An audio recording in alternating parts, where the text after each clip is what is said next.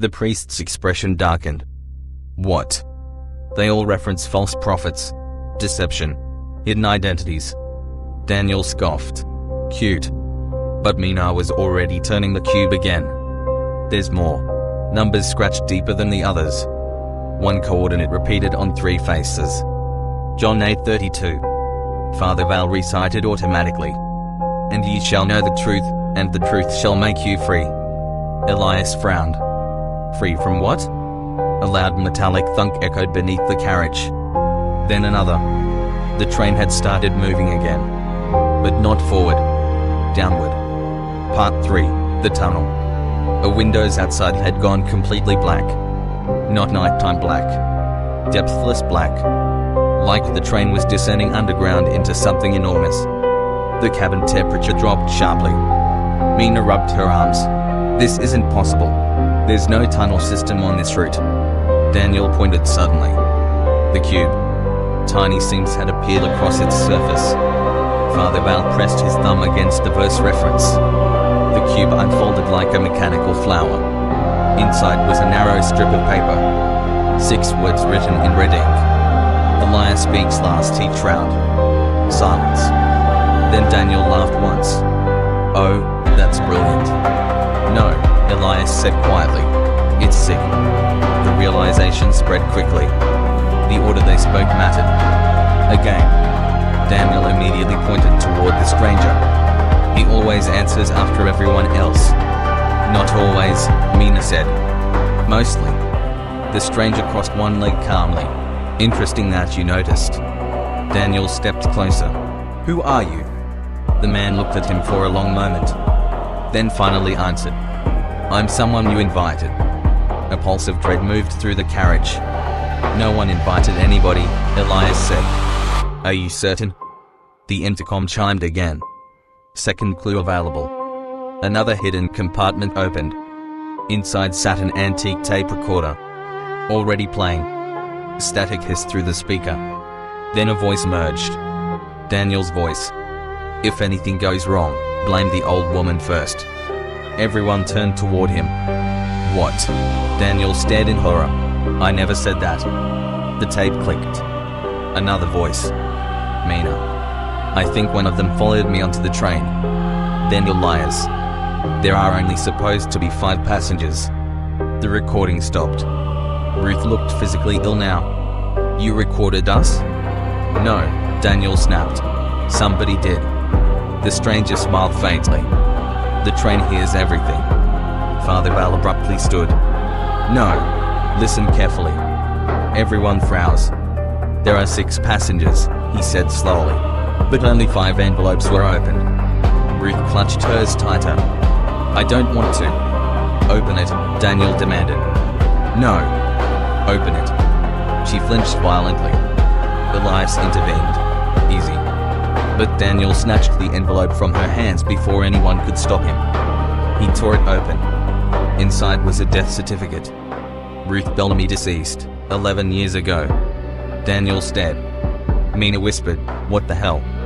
Ruth began crying softly. No, she whispered. No, no, no. The lights flickered. And for one split second, every passenger saw her reflection in the darkened window. Except Ruth's seat was empty. Part 4, Confessions. Panic detonated instantly. Mina screamed. Daniel stumbled backward. Elias grabbed Ruth's shoulders. You're real. Look at me. I don't know anymore, she sobbed. Father Val looked less surprised than terrified. You remember the fire, he said softly. Ruth stared at him. How do you know about that? The priest closed his eyes. Because suddenly everyone remembered. Not clearly. Fragments. Smoke. Heat. Screaming metal. A tunnel. The train. Daniel pressed trembling fingers against his forehead. We were here before. The stranger nodded approvingly. Much better. Mina backed away from him. Who are you? He ignored her. Instead, he pointed toward the advertisements above the windows. The paper ads had changed. Each now displayed a single word. Lie, denial, grief, anger, bargaining, acceptance. Elias stared upward. Stages of grief, Father Val went pale. No. But Mina saw it too. There were 6 words. 6 passengers. 1 for each. And above the stranger's seat. Acceptance. Daniel's breathing became ragged. This is some psychological experiment. No, Father Val whispered. This is judgment. The priest finally reached into his coat and removed the conductor's hat. Everyone frowns. I remember now, he said. His voice broke. I was driving the train. Silence. Then the truth arrived all at once. Not like revelation. Like drowning. The tunnel collapse. The derailment. The fire. The screams. The emergency locks failing. Passengers trapped alive. Daniel whispered, we died. No one argued. Except the stranger. You did not all die equally. The carriage lights dimmed lower. The stranger stood for the first time. And suddenly he seemed taller than before. Wrong somehow. The air bent subtly around him. Every soul aboard this train carried one final deception, he said. One final unfinished truth. He looked directly at Father Vale. You drank before driving. The priest collapsed into his seat. Then toward Daniel. You abandoned your wife in the smoke. Daniel shut his eyes. Mina whispered, horrified, no. Then you're liars. You chose the child who could still be saved and left her mother behind. Elias began shaking. The stranger turned finally toward Ruth. You survived the crash. Everyone stared. Ruth looked up slowly through tears. But you returned for your daughter. The old woman nodded once. She was still calling for me. And you burned together. Silence. Then Mina asked the question none of them wanted answered. What about me? The stranger regarded her gently. You boarded this train intending to die. Her face crumpled instantly. Father Vale inhaled sharply. Mina looked away. I was tired, she whispered. Nobody spoke. Because now they understood. The train wasn't searching for an impostor. It was weighing guilt. Part 5, the cipher. A final compartment opened near the ceiling. Inside, a metal plaque covered in scrambled letters. Elias climbed onto a seat and removed it carefully. The inscription read, I 3 turns through it way not truth. Daniel frowned. An anagram? No, Mina whispered.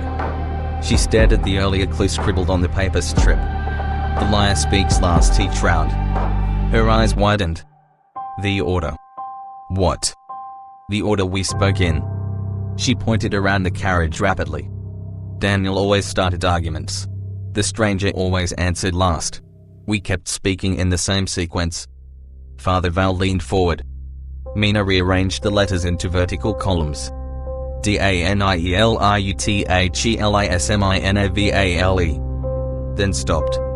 The remaining letters formed a sentence diagonally. Only the truth will set the heart free. Everyone stared. John 8:32. The repeated verse. Truth shall make you free. The train lurched violently. The intercom crackled one final time. Final opportunity. One passenger may leave.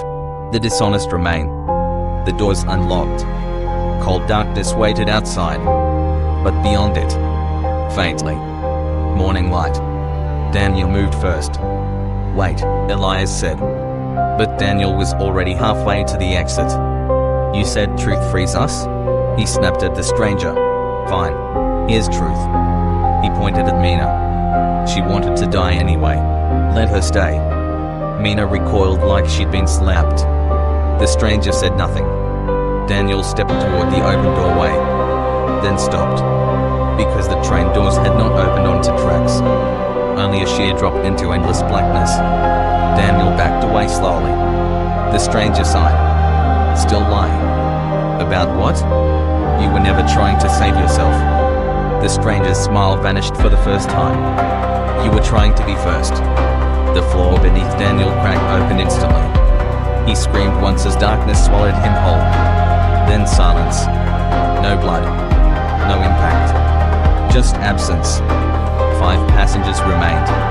Part 6. The last passenger. No one spoke for a very long time. Rain still battered the windows, though somehow, impossibly, dawn had begun bleeding through the darkness outside. Mina finally whispered, "What happens now?" The stranger sat back down. "That depends." "On what?" "Whether you understand." Father Val stared hard at him now. "You're not death." "No." "The devil?" A faint smile. Too theatrical. Elias looked exhausted. "Then what are you?" The stranger glanced at the empty seat where Daniel had vanished. Then at the others. "I'm the only passenger who told the truth from the beginning." Mina frowned suddenly. Something clicked into place. Her eyes widened in horror. "You said we invited you." The stranger nodded. The priest whispered, "No." But Mina already understood. Every person aboard had carried guilt, regret, a wish for punishment, a need to be judged. The stranger had not boarded the train. They had created him. Not a man. A role. A collective hunger for condemnation. The embodiment of their final thoughts before death. Acceptance. That was why his seat bore the final stage of grief. He was never the impostor. He was the only real thing in the carriage. The lights flickered weakly. The stranger looked almost transparent now. Outside the windows, sunlight spread slowly across ruined tracks. Broken emergency vehicles. Ash. The mangled skeleton of the train. Mina's dead. We're still there. Not alive. Not dead. Just trapped in the final seconds, stretching endlessly. The stranger rose one final time. "The doors are open now," he said gently. "Leave when you're ready." One by one, they stood. Ruth first. Then Elias. Father Val lingered longest. Before stepping into the light, he turned back. "What happens to you?" The stranger smiled softly. "I wait for the next carriage." Then the lights went out forever.